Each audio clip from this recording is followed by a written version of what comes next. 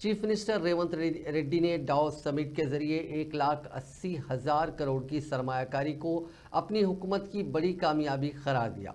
Secretariat में media से खिताब करते हुए उन्होंने हैदराबाद में सरमायाकारी करने वाली कंपनियों का शुक्रिया अदा किया और रियासती हुकूमत पर उनके एतमाद की सराहना की। रेवंत रेड्डी ने कहा कि हमारी हुकूमत के खिलाफ बदनीयती पर मबनी प्रोपेगेंडा गलत साबित हुआ है।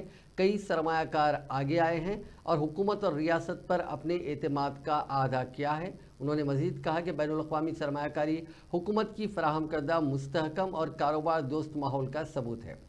वहीं रियासती वजीर श्रीधर बाबू ने कहा कि डावोस माहिदों से हासिल होने वाली सरमायाकारी से 49,500 नई मुलाजिमतें पैदा होंगी। उन्होंने हैदराबाद की आलमी कारोबारी मरकज़ के तौर पर बढ़ती हुई शोहरत पर जोर दिया।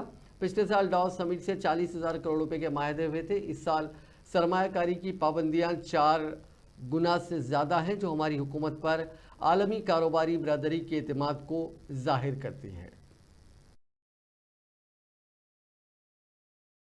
రాష్ట్ర అభివృద్ధి విషయంలో 2004 కంటే ముందు తెలుగుదేశం పార్టీ అమలు చేసిన విధానాలు రాష్ట్ర ప్రయోజనానికి అనుకూలంగా ఉంటే ఆనాడు వాటిని కొనసాగించిన ఈనాడు గత ప్రభుత్వం ఏదైనా ఉపయోగపడే అంశాలలో నిర్ణయం తీసుకుంటే కూడా తెలంగాణ రాష్ట్ర ప్రజలకు ప్రయోజనం చేకూరుతుంది అనుకుంటే ఆ విషయంలో రాజకీయ వివాదాలకు వెళ్లకుండా విధానాలను కొనసాగిస్తూనే ఇంకా స్పష్టంగా నమ్మకంగా విధానాల రూపకల్పనలో ఒక నిర్దిష్టమైన ప్రణాళికను తీసుకొని తెలంగాణ రాష్ట్ర ప్రభుత్వం ముందుకు వెళ్ళింది కాబట్టి ఈరోజు ఈ దిగ్గజాలు తెలంగాణ రాష్ట్రంలో పెట్టుబడులు పెట్టినరు।